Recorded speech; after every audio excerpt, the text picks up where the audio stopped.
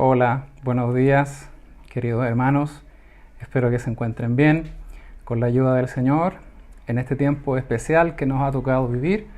Tiempo que sin duda el Señor ha permitido para que podamos crecer también en su conocimiento, para que podamos aprender más de Él y a través de ese conocimiento nuestras vidas puedan ser transformadas, como siempre ocurre cuando nos disponemos a estudiar la palabra del Señor.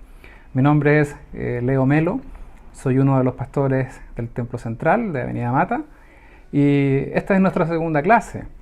Vamos a continuar sumergiéndonos, estudiando la epístola a los Efesios. Pero antes de eso yo le quiero invitar que podamos dedicar este tiempo al Señor y le ruego que pueda inclinar su rostro y poder orar a Él. Padre Celestial, gracias por este día que nos das.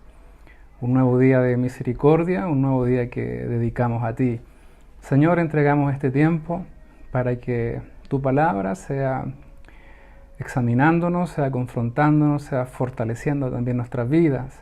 Te ruego que sea el Santo Espíritu el que obre en la vida de cada hermano, cada persona que nos está viendo en esta hora, tal vez a kilómetros, tal vez necesitando una palabra tuya. Señor, que sea tu palabra y que sea el Santo Espíritu que nos guíe a toda verdad y que conforte nuestros corazones en este tiempo.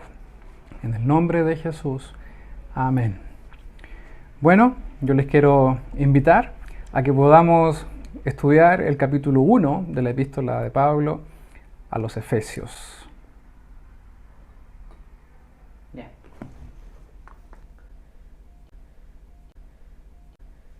Escuela Teológica 2020, Asamblea de Dios Autónoma de Santiago, Epístolas Carcelarias, clase número 2, correspondiente al domingo 29 de marzo del año 2020. Quisiéramos invitar nuevamente a todos aquellos que nos están viendo por este canal de YouTube, que si desean capacitarse de una manera sistemática, puedan solicitar su inscripción al siguiente correo, teologia.mata@gmail.com. Es la segunda clase recién. Recuerden que un total de 26 clases, si el Señor así lo permite, y aún están a tiempo para ser parte de este lindo proceso de aprendizaje. Muy bien, la clase pasada terminamos con un bosquejo sintético solo del capítulo 1, que es lo que vamos a ver en esta clase.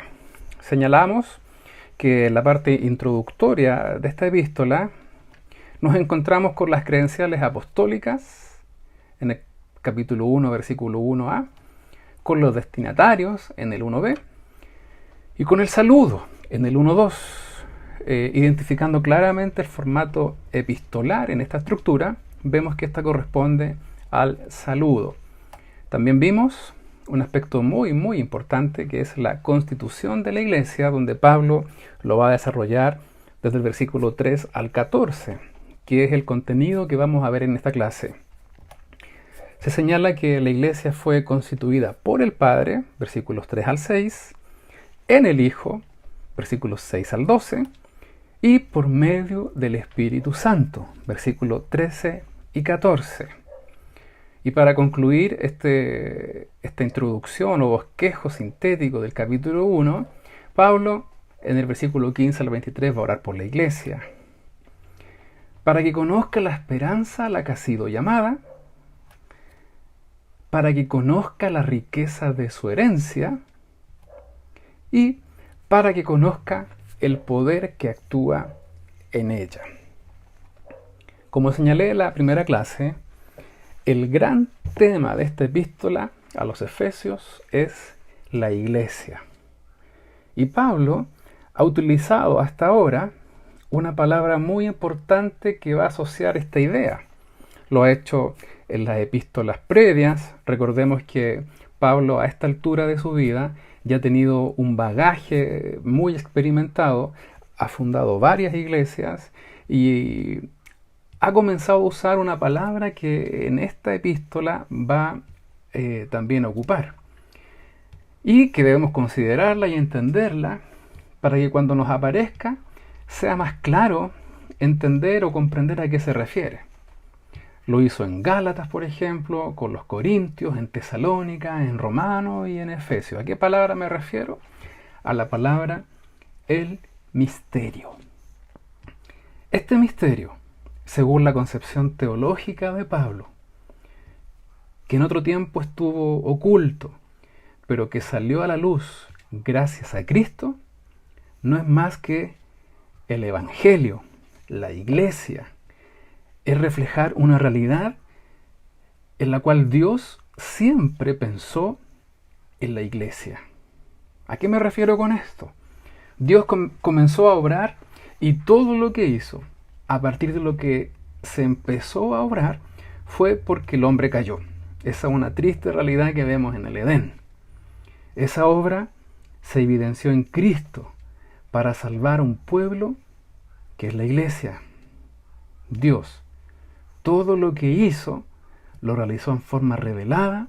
Cuando llegó el Señor, se reveló su plan de gracia para la Iglesia. El plan de Dios es que estemos con Él. Y esta realidad se encuentra en la Iglesia. Gracias a Jesús está el Evangelio y gracias a Él está la Iglesia. Gracias a nuestro Señor está la realidad de la Iglesia, donde hay salvación. Por eso la Iglesia es la única que puede revelar a Dios. En la Iglesia está Dios Padre, está Dios Hijo y está Dios Espíritu Santo. Todo esto es posible porque la Iglesia está en Él. Y si repasamos esta gran verdad que aparece en los versículos 3 al 14, la Iglesia fue pensada por el Padre, fue materializada por el Hijo y fue sostenida por su Santo Espíritu. Esto es maravilloso.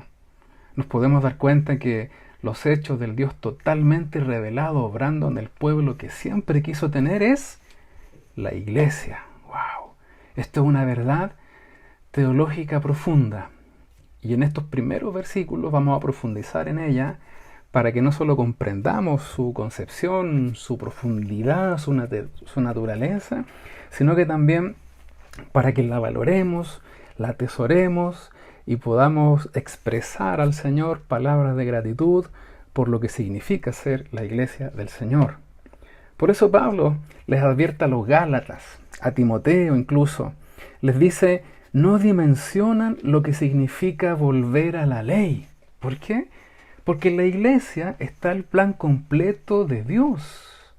Gracias a Dios, a la gracia que abunda en toda sabiduría, podemos conocer lo que Él hizo y aquello que antes no conocíamos. No podemos en consecuencia mirar a Cristo como el que anduvo aquí como un bajo perfil, sino que tenemos que considerar a Cristo como aquel que estaba desde antes de la fundación del mundo. Miren qué profundo. Mi mente se llega a perder con esta realidad. Aquel que estuvo antes de la fundación del mundo, quien tomó forma, quien hizo su obra, murió por nosotros, luego se fue al cielo a preparar un lugar para cada uno de nosotros. La Iglesia es una idea de Dios y se conformó, se constituyó de acuerdo a su plan maravilloso. Dios se reveló en su integridad de una manera completa a través de la Iglesia. Y es por eso que solo la Iglesia puede revelar al Padre, puede revelar al Hijo y puede revelar a su Santo Espíritu. La primera pregunta que me aflora respecto a esta realidad: ¿estamos revelando como Iglesia al Señor hoy día? Si es en la Iglesia donde las personas que no conocen al Señor pueden hallar salvación, ¿estamos cumpliendo con esta definición teológica que significa ser Iglesia? Espero que a medida que avancemos en este estudio, sea su Santo Espíritu, que está en nosotros, que pueda amonestarnos, que pueda animarnos, que pueda alentarnos, que pueda, como dice su palabra, llevarnos a toda verdad para que el nombre de Jesucristo sea glorificado en cada uno de nosotros. Bien, luego de esta introducción, que consideré muy necesario reafirmar o reforzar, vamos al análisis versículo a versículo. Efesios capítulo 1, versículo 1, Pablo, apóstol de Jesucristo, por la voluntad de Dios, a los santos y fieles en Cristo Jesús que están en Éfeso. Aquí quisiera destacar dos palabras, están en amarillo, ver su significado etimológico, ver cómo fueron escritos en su idioma original, que sabemos que es el griego koiné. Ese es el idioma que se utilizó para escribir el Nuevo Testamento, un idioma muy rico en figuras, en el léxico, en su gramática, en sus significados, es muy profundo, un idioma que una palabra con una sola connotación o acento o modo verbal tiene un significado muy, muy amplio. Y aquí yo quisiera destacar estas dos palabras que están en amarillo, que es apóstol y santos. Y eso que ustedes ven ahí en amarillo es como está en el original. Apóstolos, que viene del infinitivo apóstolos. ¿Y qué significa esta palabra apóstolos? Mensajero, embajador y misionero.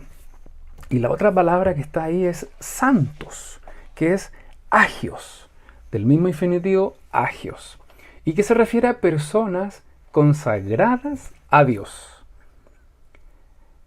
En el mundo que vivimos, en el contexto absolutamente cotidiano, si uno le pregunta a una persona qué significa para ella la palabra santo, lo más probable es que la asocie a un tipo de persona sin ninguna falla, sin ningún pecado, y que merezca ser reconocido por alguna obra.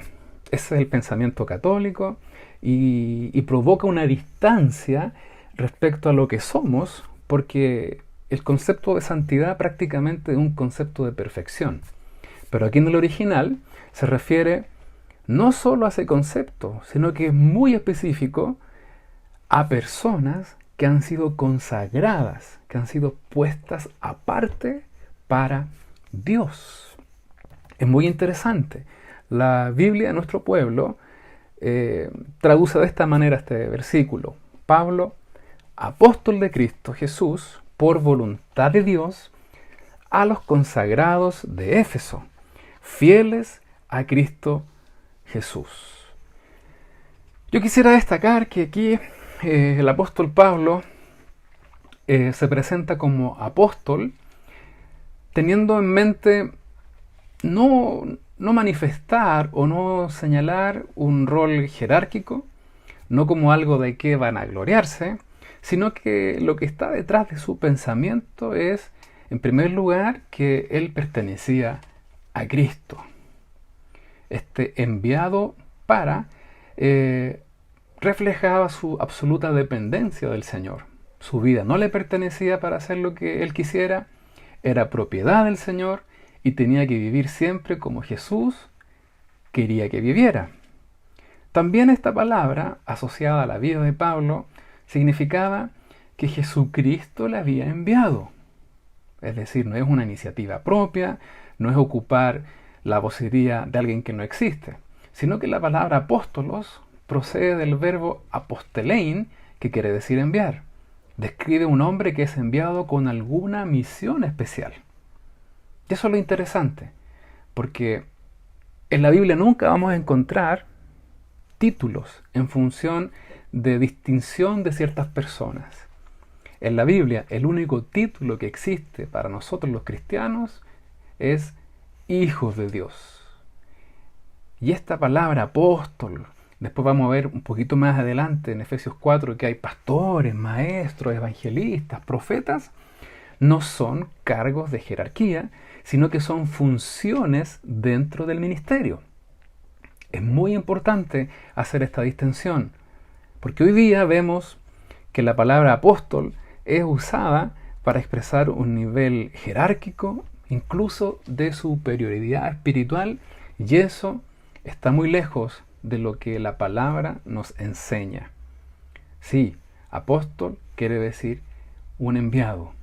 Y en tercer lugar, quería decir que todo el poder que tuviera este enviado no era porque él era alguien especial, sino que la autoridad no estaba en él, sino en quien lo enviaba. Sí, esta misión que tenía que cumplir lo hacía especial, sí, pero no lo hacía especial para reconocer que su persona era especial, sino que la misión era la especial. Pablo insiste en sus epístolas como una defensa personal, lo vamos a encontrar en Timoteo, en Tito, en Gálatas, que se presenta como apóstol, no como invención humana, sino con el respaldo del Señor, argumenta y defiende su ministerio, y lo hace también ocupando otro argumento muy fuerte, que es por la voluntad de Dios. Es decir, porque Dios ha querido que su vida fuese puesta para cumplir una misión. Y ojo, aquí Pablo no se jacta, no lo hace de manera orgullosa, sino de una conmovedora admiración por la misericordia que el Señor tuvo de llamarle. Hasta el final de su vida, Pablo estaba maravillado de que Dios lo hubiera escogido a un hombre como él para hacer su obra.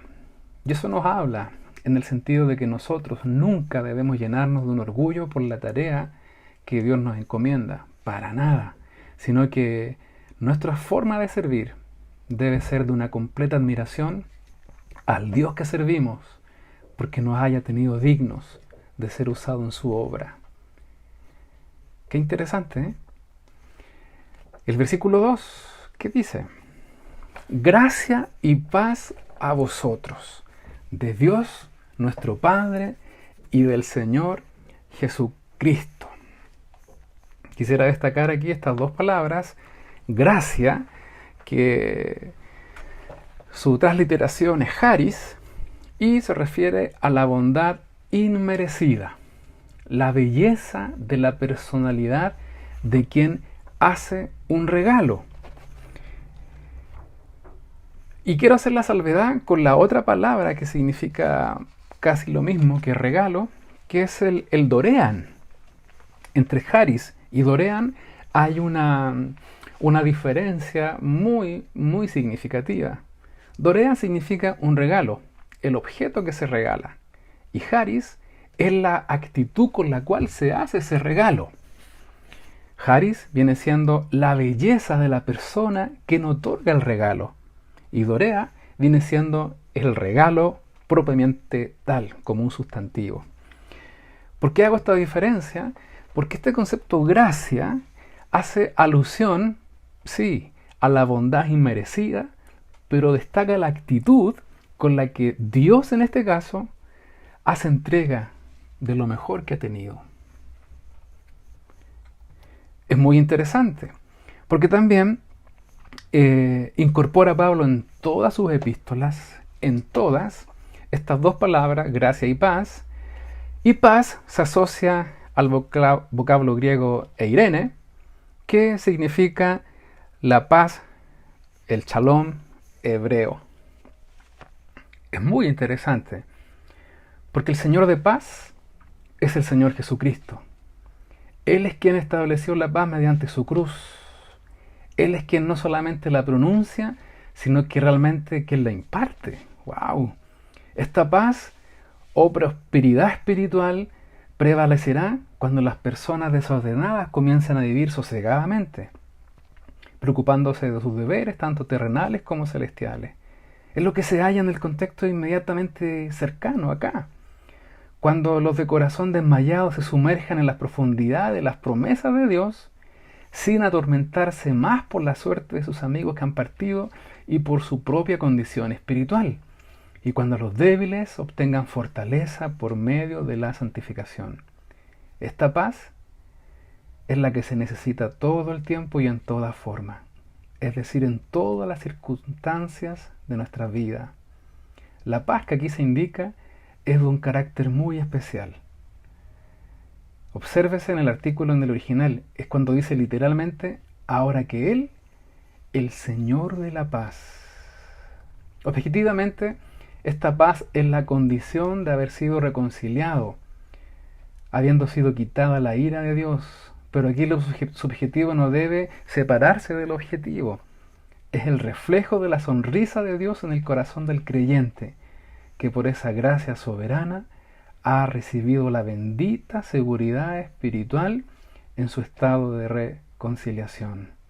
Es tremenda, porque esta paz no es solo un estado de quietud cuando logramos calmarnos por algún episodio que no podíamos controlar, sino que esta paz es un estado espiritual que proviene de nuestra relación con el Señor y que a pesar de que estemos en momentos difíciles o muy complejos, podemos sumergirnos en una tranquilidad, en una paz que este mundo nunca podrá dar. Entonces aquí Pablo, en su forma tan amorosa de saludar, está destacando dos cosas: la gracia, esta bondad inmerecida de una persona que es absolutamente bella en la forma de entregar su bondad, sus regalos, y de la paz, que es el bienestar espiritual de todos aquellos que son guiados por el Señor en sus vidas.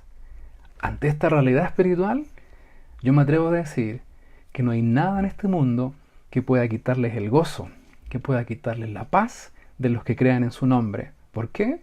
Porque es Jesús mismo quien la provee. Es Jesús mismo, el príncipe de esta paz maravillosa, paz que está disponible, por cierto, para que usted y yo podamos disfrutar, podamos experimentar en este tiempo que estamos viviendo. Avanzamos. Versículo 3.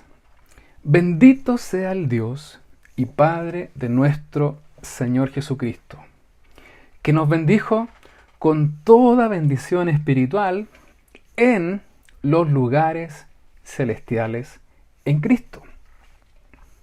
¿Dónde se encuentra toda bendición espiritual? ¿Dónde es que nos falta nada? ¿Dónde es que todo está completo? ¿Que todo se experimenta de una manera íntegra? Según este versículo, Pablo nos dice que esta bendición o la plenitud de la bendición espiritual la encontramos en los lugares celestiales donde no hay pecado. Es decir, que Dios nos bendice con toda bendición espiritual, la que se encuentra en los lugares celestiales. Esta bendición espiritual que se encuentra en los lugares celestiales está en Cristo. Y aquí tengo dos palabritas destacadas, que es el en, y lo vamos a ver a continuación.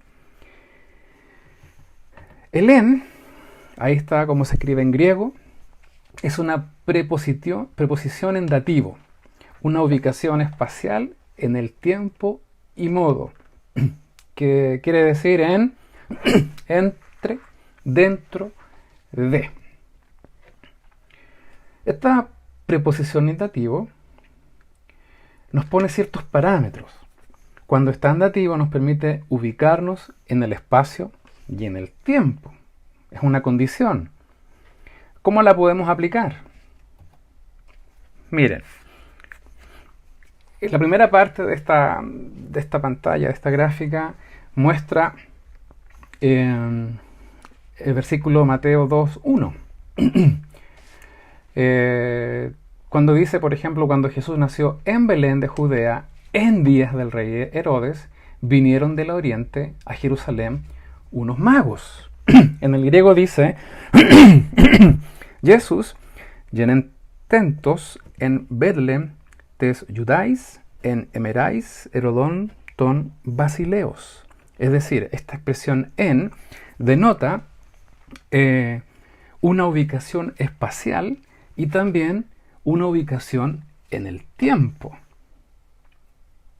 Sí, cuando Jesús denota en ese aspecto esta ubicación en el tiempo, y dónde nació fue en Belén. ¿Por qué se dice todo esto? No quisiera centrarme mucho en una sola palabra, porque cuando se nos habla de que toda bendición espiritual está en los lugares celestiales, nos habla del espacio, esto revela una gran verdad. Es imposible que acá encontremos toda la plenitud de esa bendición espiritual. Y esa bendición no solo se refiere a un lugar, en términos de espacio o tiempo, sino que también la encontramos en Cristo. Es decir, dentro de, en la persona del Señor. Toda esa bendición espiritual, que como espacio se encuentra en los lugares celestiales, es un lugar diferente, pero debe estar asociado a un tiempo distinto. Por eso es eterno. Es un lugar distinto en el que no nos va a faltar nada. Entonces, ¿dónde podemos encontrar toda bendición espiritual? Ya, en los lugares celestiales. Tal vez aquí en la tierra, en el tiempo presente, disfrutamos de un atisbo de lo que será estar en la plenitud de toda bendición espiritual en los lugares celestiales. ¿Y dónde? ¿Con quién? Es la única persona que podemos entrar a esa realidad, es por medio de la persona de Cristo. Si usted hace un estudio muy rapidito o trata de hacer el ejercicio de cuántas veces se encuentra esta palabra en estos primeros 14 versículos de Efesios capítulo 1, se va a dar cuenta que Pablo la utiliza mucho. ¿Por qué? Porque quiere poner énfasis que esta condición y lo que nos espera, toda bendición espiritual, se encuentra en los lugares celestiales, en los lugares celestiales y en Cristo. Por eso hay tanta advertencia para que no volvamos atrás, para que no dejemos de ser iglesia, la cual Dios pensó y diseñó a la perfección. Porque en esta condición encontraremos la plenitud espiritual en los lugares celestiales por medio del Señor. Versículo 4.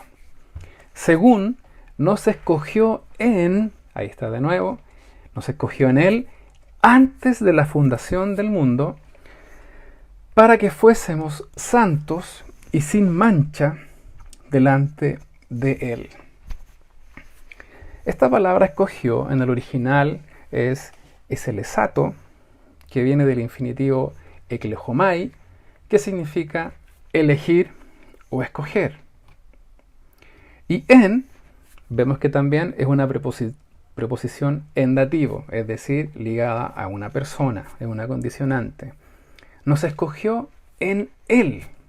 Yo sé que estas expresiones generan cierta confusión porque habla de la elección. Vamos a ver en el versículo siguiente que viene otra expresión muy, muy complicada, compleja, pero para ir aclarando un poco lo que vamos a descubrir, es que esta elección es cristocéntrica, es decir, la elección de los seres humanos, de usted y de mí, ocurre solo en unión con Jesucristo. Nótese que el verbo eselesato está en indicativo, es decir, es una acción real, en el verbo aoristo. Y este verbo es una conjugación verbal que en el español no tenemos. Nosotros tenemos pasado, presente y futuro, pero en el griego hay una cuarta, que es una acción que tuvo efecto en el pasado, que cambia el presente y repercute en el futuro.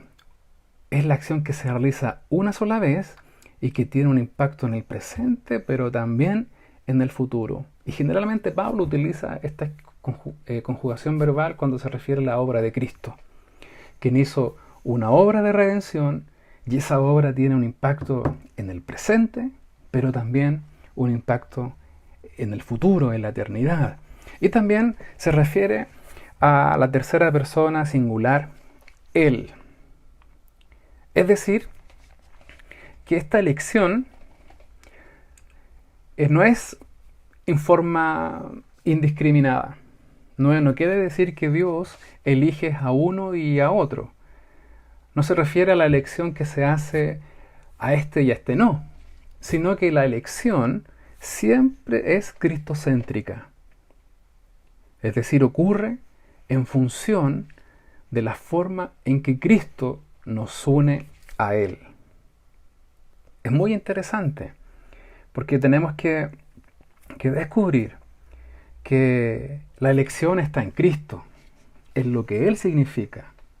Y sabemos que los que están en Cristo somos la iglesia. Es decir, que Dios escogió a la iglesia por medio de la fe de todos aquellos que crean en el Señor. Desde antes de la fundación del mundo. ¿Por qué? Porque Cristo es eterno. Este pueblo se hace solo en Cristo. Si Cristo estuvo desde siempre, quiere decir que ese pueblo siempre estuvo en el pensamiento de Dios. Y Cristo, cuando bajó a nuestro espacio, a nuestro tiempo, cuando tomó forma, cuando este pueblo elegido desde antes de la fundación del mundo va ligado a Él, es decir, su iglesia, es una realidad que tenemos que dimensionar. Cristo murió, se fue al lugar que siempre estuvo y se llevará a su iglesia con Él para estar por siempre con Él. Yo no sé si queda un poco claro o confuso esta acción de escoger. Somos escogidos en Él, en Cristo, desde antes que este mundo existiera.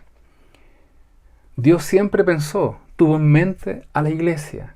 Cristo la materializó, como vimos en este resumen del capítulo 1. Y por el hecho de ser iglesia, ya somos escogidos en el plan maravilloso del Señor. Avancemos. 1.5. En amor, habiéndonos predestinado para ser adoptados hijos suyos por medio de Jesucristo según el puro afecto de su voluntad. A ver, ¿qué significa estar en Cristo? Conocemos al Cristo que se nos reveló. Sí, al que vino a esta tierra y cumplió su ministerio y nos reveló al Padre. No podemos conocer a ese Jesús que siempre ha estado en la eternidad, sino que conocemos lo que Él vino a revelarnos y a mostrarnos en esta tierra. Su plan, su amor, todo lo que nos enseñó, todo lo que nos dijo. Estar en Él permite ser parte de su pueblo para llegar a toda bendición espiritual. Esto se logra en el Cristo que se dio a conocer todo lo que Él significa y todo lo que Él enseñó.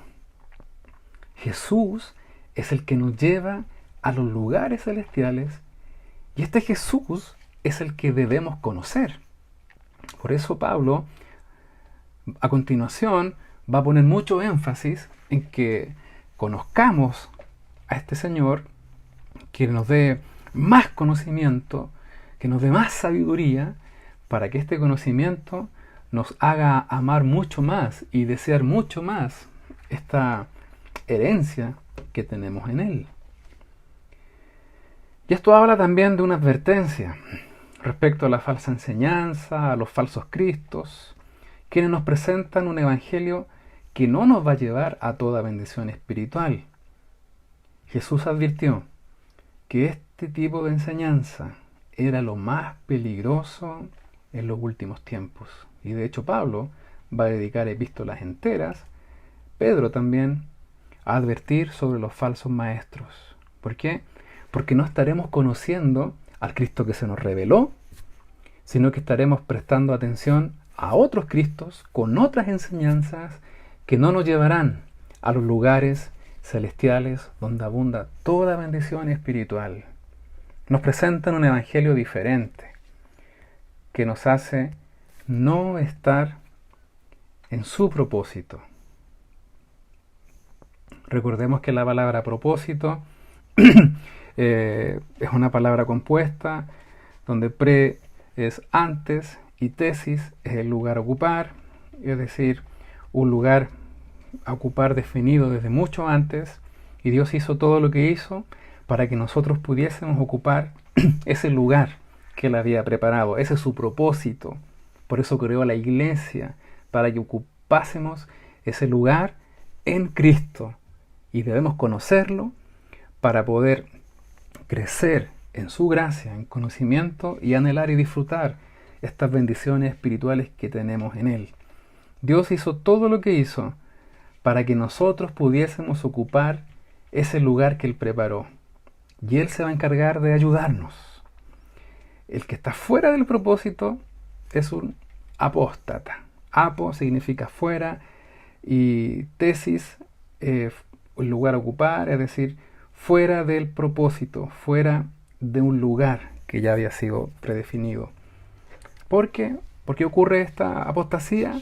Es porque comienzan a creer en otros cristos, en falsas enseñanzas, en otro evangelio, según nos escogió en Él. La elección está en Él. La única manera de llegar a todo lo que Él nos ha preparado y prometido, que es toda bendición espiritual en lugares celestiales, es estando en Él, en lo que Jesús significa, en lo que nos dejó y en lo que nos pide. Por eso es tan imperioso que podamos conocerle más, porque en la medida que le conozcamos vamos a poder prepararnos para llegar a ese lugar celestial que Jesús nos preparó con toda bendición espiritual. Esta lección es para que usted y yo seamos santos y sin mancha. Más adelante vamos a ver que Pablo ocupa esta expresión para que seamos santos y sin mancha como la vocación, como nuestra vocación, como la vocación de la iglesia. ¿Y quién es el único que puede ser santo y sin mancha? ¿Sí o no que es el Señor, nuestro Salvador, Jesús? Es decir, que este pueblo, la iglesia que fue diseñada por Dios en Jesucristo, mediante el Espíritu Santo, está llamada a ser como Jesús, a ser como Él, porque esta iglesia está en Él. La iglesia es la única que puede mostrar a Cristo tal como es. Sí, y esta es la vocación que tiene la iglesia y que ha tenido desde su fundación. Ser santos y sin manchas. ¿Para qué? Para mostrar a este Jesús. La iglesia es la única que puede revelar a Cristo tal y como es, porque nosotros le hemos conocido, porque nosotros profundizamos en este conocimiento y no solo más le conocemos, sino que también podemos revelar de una forma más fidedigna quién verdaderamente es el Señor. Ahora sí, versículo 5. En amor, habiéndonos predestinado para ser adoptados hijos suyos por medio de Jesucristo, según el puro afecto de su voluntad. Aquí la palabra predestinación en el griego es prorisas, bajo el infinitivo prorizo, y significa decidir de antemano, apartar desde un principio o anticipadamente. Y sabemos que esta palabra, predestinación, es un poco oscura, es un poco compleja. Hay posturas teológicas que sostienen que esta palabra sustenta que Dios escogió a algunos para perdición y otros para salvación. Agustín Hipona introduce esta forma de pensar, la que fue respaldada por Calvino. Pero viendo la etimología de la palabra, yéndonos a su significado solamente, podemos descubrir que este priorizo significa decidir de antemano, apartar desde un principio o en forma anticipada. La prioridad en Cristo. Dios tenía a un grupo en Él. Dios dijo que este grupo tendría la posibilidad de toda bendición espiritual. Y la pregunta es cómo se entra a este grupo. La iglesia es la que tuvo la prioridad de ser adoptados como hijos de Dios. ¿Y quiénes van a ser sus hijos? Los que estén en Él, en Jesucristo. Y gracias a Cristo tenemos toda bendición espiritual. La iglesia no puede estar divorciada de Cristo, no puede estar sin Él. La iglesia ya fue escogida desde antes, porque viene con Cristo. Ahí está la predestinación, ahí está la prioridad. La única forma de entrar a esta iglesia es por la fe en Cristo. ¿Se dan cuenta que la predestinación no va asociada a que Dios decide quién se salva y quién no? Sino que Dios ha decidido de antemano, ha apartado desde un principio o en forma anticipada los que han de ser sus hijos. ¿Y quiénes son ellos? Los que están en Cristo. Por lo general, cuando se habla de predestinación en el Nuevo Testamento, específicamente en las cartas de Pablo, nunca se refiere a individuos particulares, sino que se refiere a un pueblo. Es decir, la iglesia fue la que ha sido predestinada para todos aquellos que estén en Cristo. ¿Se entiende? El hombre no está hecho para no tener fe. ¿Por qué digo esto? Porque se abre la siguiente pregunta en función a esta realidad de la predestinación. Si somos predestinados como iglesia, y aquellos que son iglesia son los que están en Cristo, y aquellos que están en Cristo son los que han creído en Él, ¿podemos preguntarnos si la fe es predestinada? Ya yo creo que no. Este accionar voluntario de creer o no, y que es lo que nos va a permitir entrar por medio de Jesús en su iglesia. Espero que esta explicación no sea tan confusa, sino que me encantaría que el Santo Espíritu me pudiese ayudar, y a ustedes también, para que entendamos que la predestinación no está asociada a personas, sino que a su iglesia.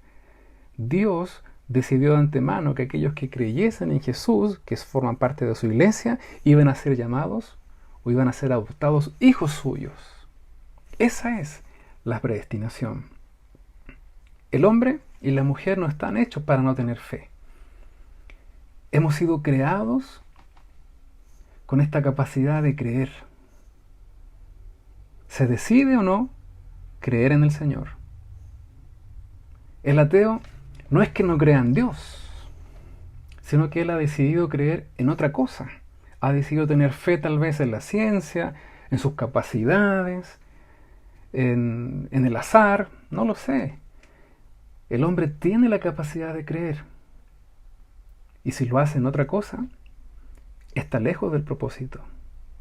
Si lo hace no en Cristo, no va a encontrar toda bendición espiritual. No solo no va a conocer a Jesús, sino que no va a tener acceso a estos lugares celestiales que solo en Cristo Jesús podemos disfrutar. Toda esta realidad anterior, Dios la hizo por el puro amor que hay en su voluntad, de la forma en que Él hace las cosas. Acá no existe intervención humana, porque Dios así lo quiso. ¿Qué debemos hacer nosotros? Alabar al Señor.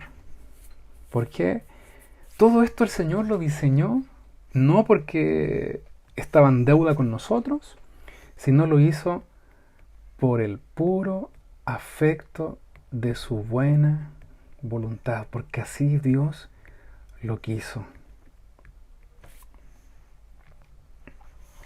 Versículos 6 y 7. Para alabanza de la gloria de su gracia, con la cual nos hizo aceptos en el amado, en quien tenemos redención por su sangre, el perdón de pecados, según la riqueza de su gracia. Una buena teología siempre debe ir acompañada de una buena doxología. ¿Qué significa doxo? Alabanza, gloria. Y logia es palabra, tratado, discurso. Es decir, una alabanza en torno a reconocimiento. Y aquí Pablo hace una detención en la estructura que está desarrollando. ¿Qué hemos aprendido hasta ahora? Que Dios diseñó la iglesia, que Jesucristo la materializó y que es sostenida por el Santo Espíritu. Que esta iglesia fue pensada en Dios desde antes de la fundación del mundo. Y todos aquellos que creen en Jesús han sido escogidos o predestinados para ser hijos de Dios. En la medida que conocemos más a Jesús, vamos a disfrutar de la realidad espiritual que encontramos en los lugares celestiales. Y esos lugares celestiales los encontramos solo en la persona de Cristo. Por eso vale tanto la pena conocerle, por eso vale la pena empaparnos de lo que Cristo significa, para que podamos también disfrutar de todas esas riquezas espirituales y bendiciones espirituales. Pero ¿cómo logramos esto? Solo en la persona del Señor. Pablo hace una definición, yo creo que magistral, respecto a la forma en que tiene de presentar el diseño de Dios, el propósito de Dios, de reforzar la fe de estos cristianos de Éfeso en torno a su identidad, a valorarse y a esconderse en Dios. Y el versículo 6 y 7 marca la consecuencia natural que debe haber en cada uno de nosotros cuando comprendemos quiénes somos. ¿Por qué Dios lo hizo? Por el puro afecto de su voluntad. ¿Qué hizo? Nos preparó un lugar maravilloso en los lugares celestiales en Cristo. ¿Cómo lo hizo? Porque Él nos escogió desde antes de la fundación del mundo. Nos predestinó como hijos suyos. ¿Cómo? Por la fe en Jesucristo. Por esa fe que nos permite encontrar salvación y ser parte de la iglesia. Y esto, para Pablo, es tan potente que no solo tenemos que conocerlo, asimilarlo, sino que tenemos que alabar a este Dios maravilloso por su charis, por su gracia. Esta gracia, esta maravillosa forma de ser de la persona que nace un regalo, nos hizo aceptos en el amado, en quien tenemos redención por su sangre, el perdón de pecados según la riqueza de su gracia. Entonces yo quiero hacer aquí una pausa, no sé cómo llamarlo, pero dele gracias, alabe al Señor por lo que estamos aprendiendo. Esto es doctrina, esto es profundo, esto es tan firme. Imagine que la iglesia fue diseñada por Dios desde antes que el mundo existiese. Se materializó en Cristo y pueden entrar a ella, ser parte de ella, todos aquellos que creen en el Señor. Y quien conoce al Señor, quien se esfuerza en conocerle más y más, va a poder valorar estas profundidades espirituales que encontramos en Cristo Jesús y que Él ha preparado, no aquí, no en esta tierra, sino que en los lugares celestiales. ¿Para qué? Para que donde Él esté, nosotros también estemos. Dele gloria a Dios, dele gracias al Señor por lo que la iglesia significa. Es realmente maravilloso, es realmente... no encuentro palabras para expresar lo inconmensurable que significa ser receptor de esta gracia del Señor. Somos iglesia. ¡Wow! ¡Qué verdad! Pero esta verdad es más que una confesión, es comprender lo que somos. Por eso Pablo se va a esforzar en pedirle a estos hermanos que conozcan más, que aprendan más, que investiguen más, porque de esa manera van a crecer más en el conocimiento y gracia de nuestro Señor. Pablo los va a invitar a nadar en aguas más profundas, sabiendo que muchas veces es tan rico nadar en la orilla, jugar con las olas, pero Pablo nos va a invitar a conocer más al Señor para nadar en aguas profundas, más profundas, y comprender que lo que de Jesús se ha revelado es mucho más amplio y que nos invita a conocer, nos invita a experimentar, para que nuestra identidad en Él sea fortalecida en todos los aspectos de nuestra vida, hasta que estemos en esos lugares celestiales. Miren, esta carta habla de identidad, refuerza lo que somos, pero para Pablo esta promesa eterna que el Señor nos hizo, este encuentro con Él, el vivir en la eternidad con Cristo, su escatología, su forma de ver los hechos finales, nunca la separa del día en que Jesús vendrá por su iglesia. Tiene tanto sentido para Pablo tomar el plan de Dios en su conjunto desde antes de la fundación del mundo. ¿Para qué? Para terminar con Él, con Jesús, por los siglos de los siglos, que no va a escatimar a enseñar, a repasar, que nuestra esperanza está en los lugares celestiales, que nuestra esperanza es que un día no muy lejano el Señor vendrá por su iglesia, que nuestra esperanza es estar por siempre con Él. Bueno, aquí nuevamente encontramos que esta aceptación que tenemos en Jesucristo, en el amado, es solo por Él. La encontramos en Jesús. Por eso Pablo va a decir en otros capítulos, en otros libros, en otras cartas, que solo en Cristo hay salvación, que en Él tenemos redención por su sangre, que no hay otro que pueda dar salvación sino Jesucristo. Por eso la iglesia hoy día debe predicar, debe revelar, debe mostrar el ministerio del Señor, para que así otros también puedan ser parte de la iglesia, para que así otros también puedan conocer que en este mundo podemos encontrarnos con aquel que transforma vidas, perdona pecados, redime, nos pone un nuevo hombre y una nueva mujer, nos hace nacer de nuevo, nos marca con un propósito, nos inserta el propósito que Dios ya ha definido desde antes de la fundación del mundo. ¿Para qué? Para que también sean partes de toda bendición, disfruten de toda bendición espiritual en los lugares celestiales que está en Cristo Jesús, según su rica gracia.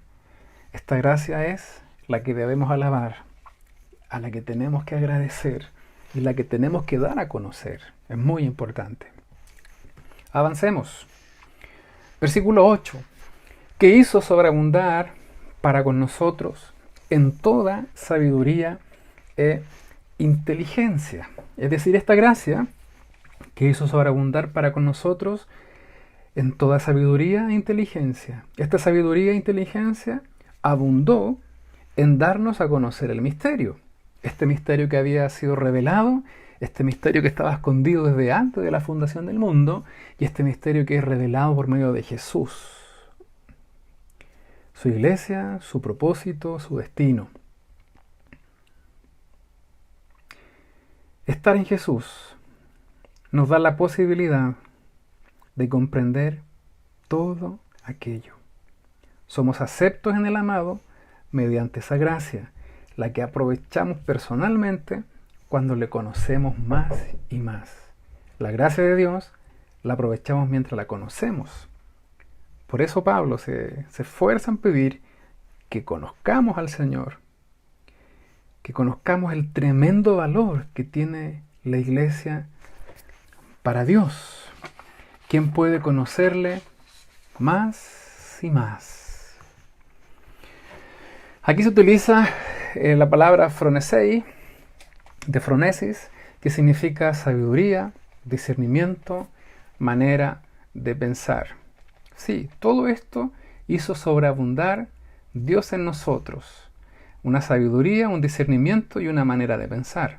Derrochó en nosotros toda clase de sabiduría y prudencia. Miren, ha hecho abundar para con nosotros en toda sabiduría y discernimiento. Y otra versión dice que Dios nos dio en abundancia con toda sabiduría y entendimiento. Sabiduría que nos permite comprender todo aquello que Jesús ha venido a revelar. Entendimiento que nos permite reconocernos como aceptos en Él mediante esa gracia. Sabiduría que nos permite aprovechar en forma personal esta virtud que tenemos en conocer cada día más al Señor. Dándonos a conocer, el versículo 9, el misterio de su voluntad, según su beneplácito, el cual se había propuesto a sí mismo. Conocer el misterio que había en su voluntad. ¿Cuál es el misterio que había en su voluntad? Una voluntad motivada por su puro y afecto y amor. Hacernos su pueblo. ¡Wow! Gracias, Señor. Este es el misterio. Escondido desde antes de la fundación del mundo, que Dios había diseñado, que había querido, y en el tiempo de la historia Jesús vino a cumplirlo para hacernos su iglesia. Y su iglesia debe reflejar a Cristo para que otros le conozcan. Ese conocimiento que se nos ha derramado no es un conocimiento que nos va a hacer jactarnos que sabemos más, sino que el conocimiento que nos permite descubrir quién es Jesús y cómo debemos revelarlo a los que no le conocen. Versículo 10. De reunir todas las cosas en Cristo en la dispensación del cumplimiento de los tiempos, así las que están en los cielos como las que están en la tierra. Dios había propuesto en sí mismo reunir todas las cosas. Con esto, Dios hizo una cosa potente en Cristo, que reunió las cosas que están en los cielos como también en la tierra. Cristo quebró este divorcio de lo terrenal y celestial. Los que estamos acá podemos ir a los lugares celestiales. Esta es la promesa que ha hecho el Señor, que donde yo estoy, vosotros también estén, donde está toda bendición espiritual, gracias a la realidad que nos da el hecho de estar en Él. Por eso no debemos alejarnos del Señor. Por eso la iglesia nunca debe perder su propósito, nunca debe perder su vocación. En palabras de Pablo, la iglesia siempre debe conocer más y más al Señor. Aquí hay algunas palabras que me gustaría destacar. Bueno, creo que ya esta viene a ser bastante conocida, que es en, una preposición en dativo, que va ligada a tiempo y espacio. También está la palabra dispensación, que es oikonomía, del infinitivo oikonomía. Había un tipo de esclavo en el Nuevo Testamento que se llamaba precisamente así, oikónomo, y tenía la responsabilidad de administrar, de realizar labores de mayordomo administrativa. Un tipo de esclavo que tenía la función de llevar todos los asuntos de la casa. Sí, y significa esto: administración, tarea, misión, responsabilidad, plan, y un plan divino. El Señor tiene y ha tenido el control de los tiempos. Él ha administrado el control de este misterio. Miren, darse a conocer y tomar un pueblo y hacerlo suyo. ¿Qué está diciendo el versículo anterior? Que nos dio a conocer el misterio de su voluntad. ¿Cuál es ese misterio? La iglesia, según su voluntad, algo que Él había propuesto desde antes en sí mismo. ¿Qué cosa? Reunir todas las cosas en Cristo. Aquí se produce un divorcio de lo terrenal y lo celestial.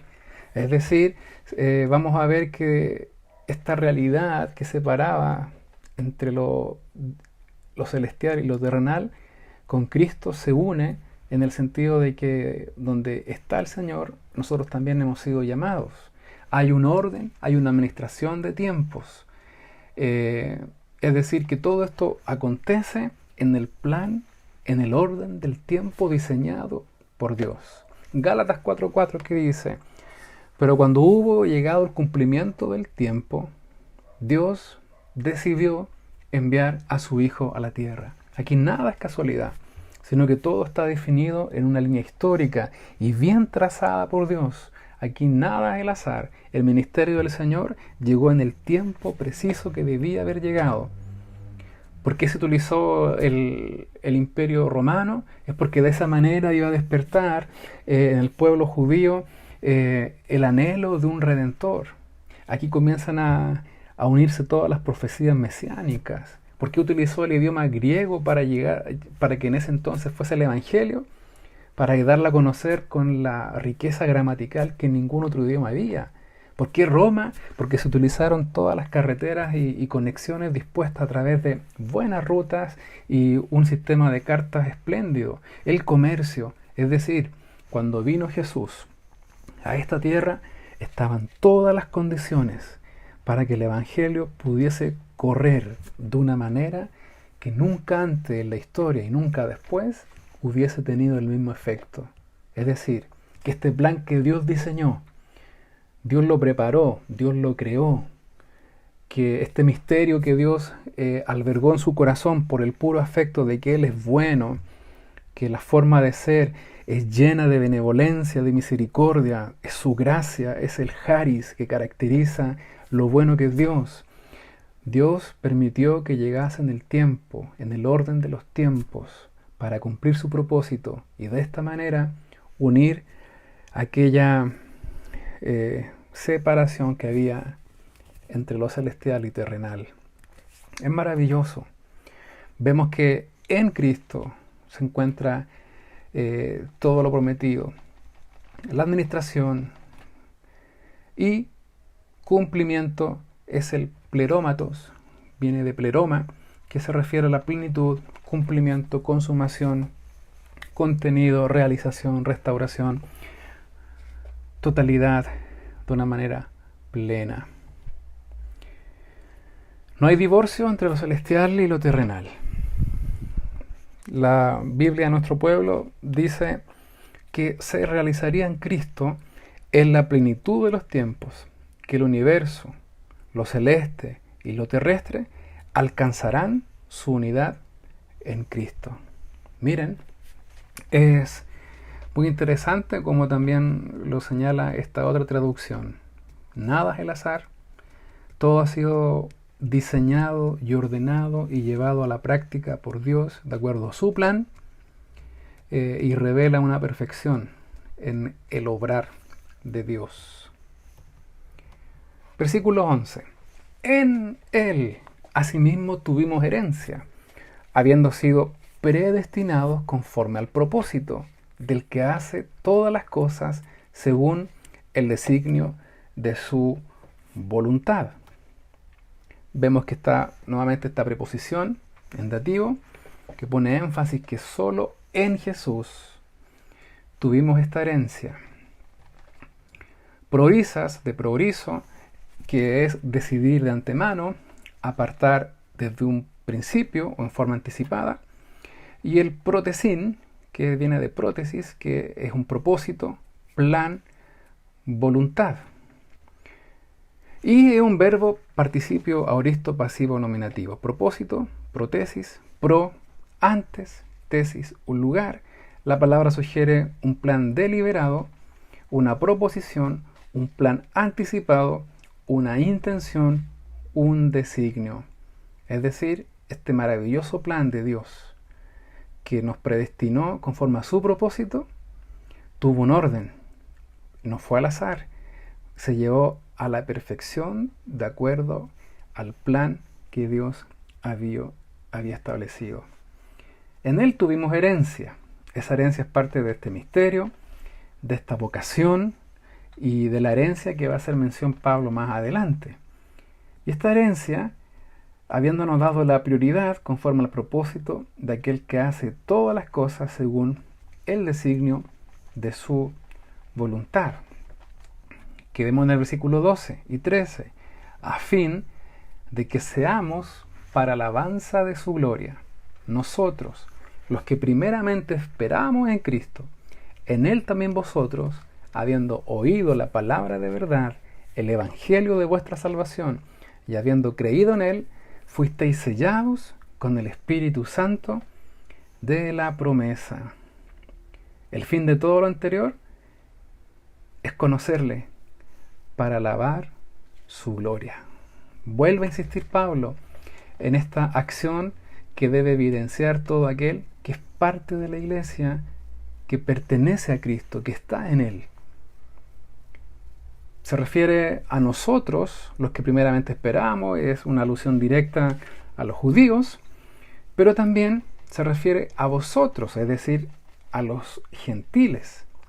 Hay una realidad potente que tanto judíos como gentiles, Pablo va a decir en Gálatas que ya esa separación no existe, que todos somos uno en Cristo, que todos aquellos que han creído y oído la palabra, el evangelio, el misterio, y habiendo creído en él, es decir, siendo parte de la iglesia, fuimos sellados con el Espíritu Santo de la promesa, el cual también era parte del misterio. Sí, era parte del diseño maravilloso de Dios. Lo vemos que Jesús lo dio a conocer antes de despedirse de sus discípulos en Juan capítulo 14, cuando les dice: os conviene que yo me vaya, porque el Padre enviará otro consolador, dándole la dignidad, el mismo matiz divino que él tenía. Es decir, el Espíritu Santo también es parte de este misterio, es parte de lo que la iglesia debe conocer, es parte de lo que la iglesia debe valorar. Es conocer para alabar su gloria. Nosotros, los que esperábamos en Cristo, se refiere a los judíos, los gentiles, hemos sido sellados, hemos sido marcados, se nos ha puesto un sello de propiedad, que somos parte de la iglesia, el Espíritu Santo obrando en función de pertenencia, de sostener a la iglesia hasta que podamos llegar a los lugares celestiales, aunque hasta que esta herencia se haga efectiva en cada uno de nosotros. Versículo 14, que es las arras de nuestra herencia, hasta la redención de la posesión adquirida para alabanza de su gloria. ¿Qué es lo que es las arras? Viene del griego arrabón, que es una prenda, que es una garantía de lo porvenir. Anteriormente, cuando se hacía una promesa, específicamente cuando se hacía el acto de redimir, asociado a casarse con alguna mujer que no podía dar descendencia y había quedado viuda, se hacía lo siguiente: venía un hombre que la quería redimir, generalmente un familiar cercano, y dejaba como prenda un zapato. Y ese zapato era la garantía, era la promesa de que efectivamente iba a haber un casamiento, y de esa manera esa mujer, esa familia, esa casa iba a ser redimida. ¿Qué significa esto? Que el Espíritu Santo que está en la iglesia es nuestra herencia en el templo, en el tiempo presente, hasta que podamos obtener nuestra redención de la posesión adquirida. Es decir, ¿cuándo ocurre esto? La herencia sabemos que es por oír el Evangelio, y habiendo creído fuimos sellados con su promesa del Santo Espíritu. Este sello de garantía dura hasta que el Señor tome posesión de lo adquirido. ¿Y cuándo, Señor, será esto? Cuando el Señor diga: estos que yo dije y que Cristo hizo posible, vengan a los lugares celestiales. Ese es el sello de garantía para la herencia. El Señor tomará a la iglesia para que ésta tome su herencia. ¿Y cuál es la herencia? Los lugares celestiales, donde no falta nada. Es decir, llegar a su presencia, ser arrebatados, encontrarnos en el aire con Él, vivir por la eternidad junto al Señor, donde no faltará nada. El Salmo 23 dice: Jehová mi pastor, nada me faltará.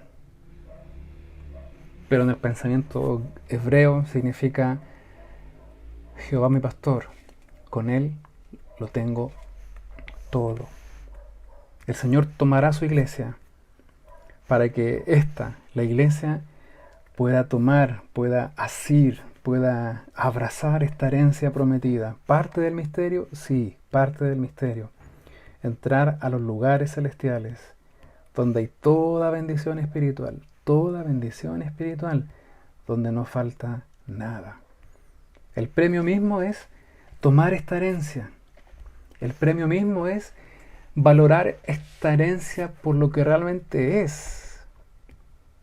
Muchas veces se nos enseña que tenemos que llegar al cielo, donde va a haber calles de oro, mar de cristal, donde no va a haber enfermedad, donde nos podemos encontrar con nuestros seres que ya han partido. Sí, todo eso es verdad y no le quiero bajar el perfil a esta realidad. Pero ¿saben cuál es el verdadero premio? El verdadero premio es estar donde estará toda bendición espiritual. Es volver a Dios, es mirar al Señor, es encontrarnos con Él y decirle: Señor, tú eres mi herencia, eres todo lo que quiero, todo lo que necesito, eres mi tesoro, en ti estoy completo. Que el Señor nos ayude a albergar esta maravillosa esperanza, donde estaremos para siempre con Él, no conforme a este espacio de tiempo, sino que por los siglos de los siglos. Y aquí se evidencia una forma muy clara de cómo Pablo pensaba. Pablo se da una vuelta larguísima para llegar al comienzo. Sí, porque ¿dónde encontramos esta herencia? En los lugares celestiales. ¿Y cómo comienza el versículo 3 de Efesios, capítulo 1? Claro, donde dice que Dios nos bendijo con toda bendición espiritual en los lugares celestiales en Cristo Jesús.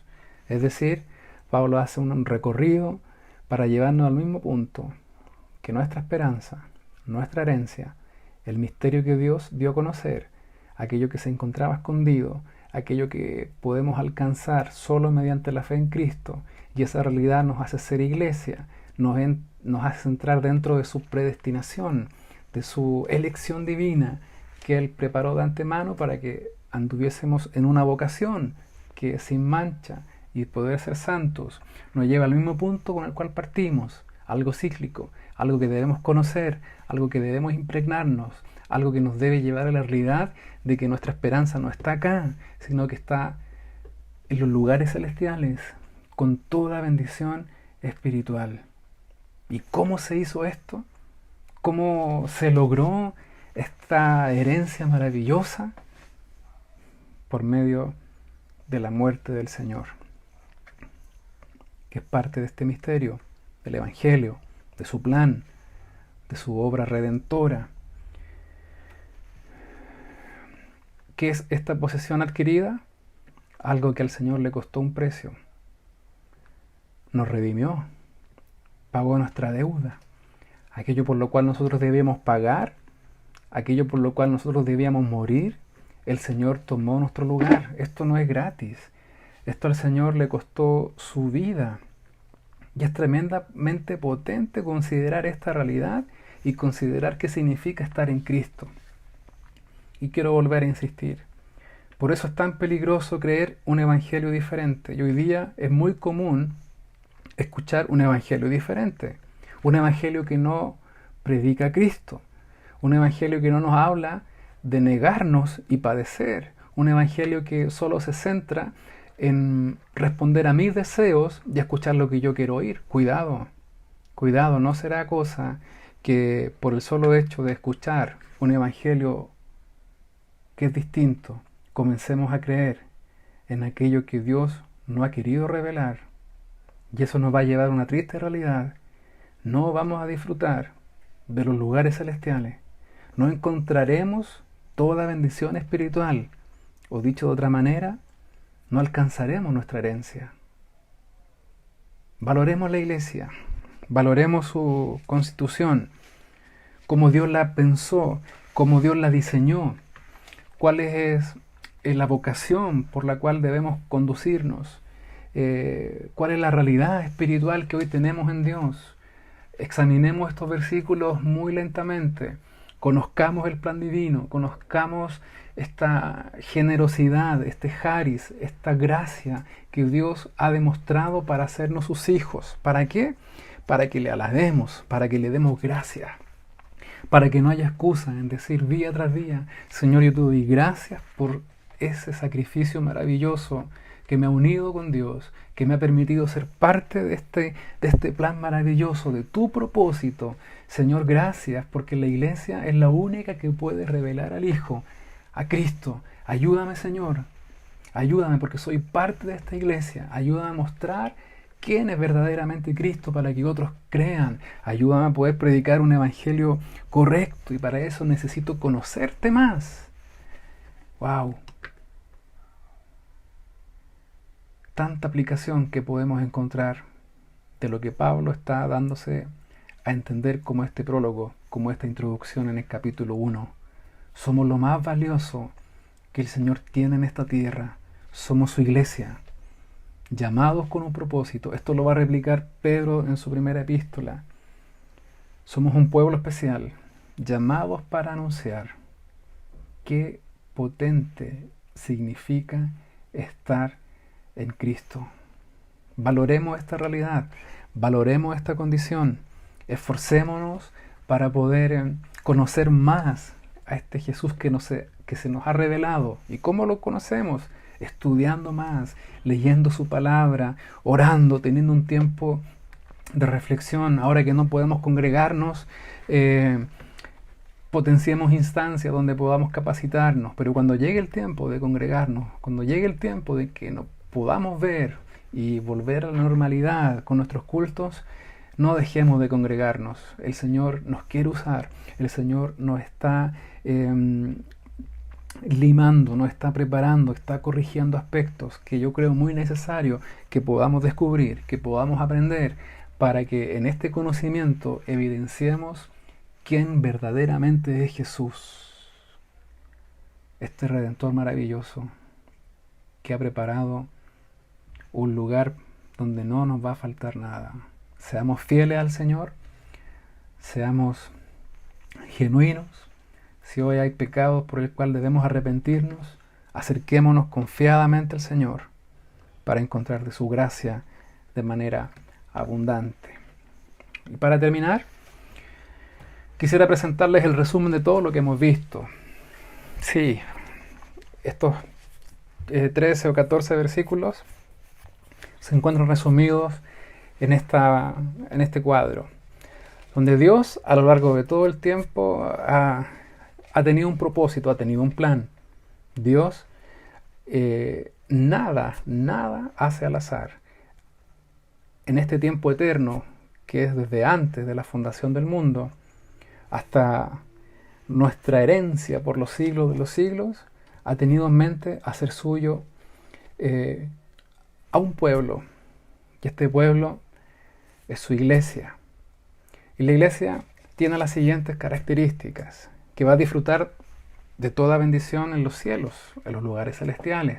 Esta iglesia que ha sido escogida, esta iglesia que tiene una vocación, que es ser santos y sin mancha. Esta iglesia que fue predestinada para ser sus hijos. Esta iglesia que debe alabar la gracia, el charis, de una manera constante. Esta iglesia que ha sido acepta en el amado. Esta iglesia que ha sido redimida por su sangre, que sus pecados han sido perdonados. Esta iglesia que le ha sido preparada una herencia. Esta iglesia que ha sido preparada también para que alabe su gloria, tanto a los judíos como a los gentiles. Esta iglesia que la evidencia maravillosa es un sello que el Espíritu Santo ha puesto en cada uno que la conforman. ¿Y esto por qué? Por el puro afecto de su voluntad.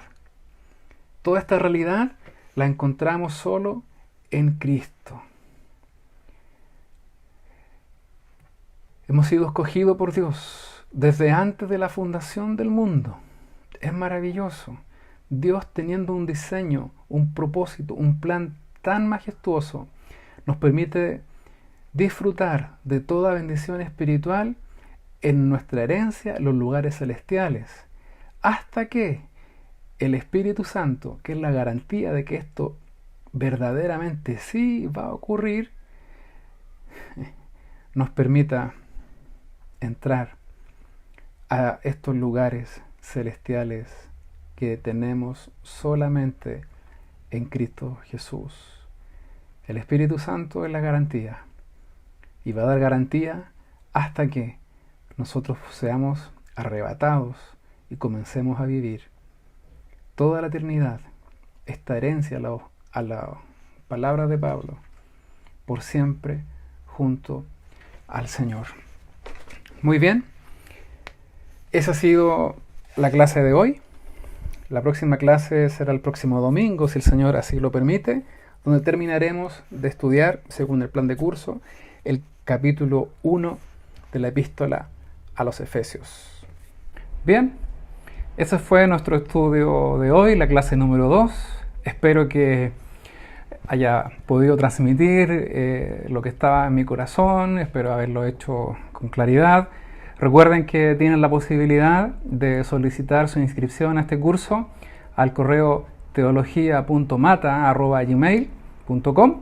Hemos creado también un foro donde trataremos de responder las preguntas que nos lleguen, atento al material. Aún es tiempo de que puedan integrarse a este estudio sistemático de las epístolas carcelarias.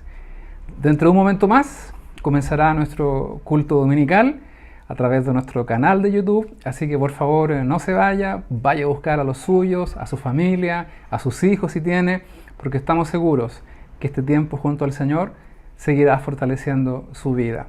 Que el Señor les bendiga y si Él lo permite, nos vemos el próximo domingo con la tercera clase.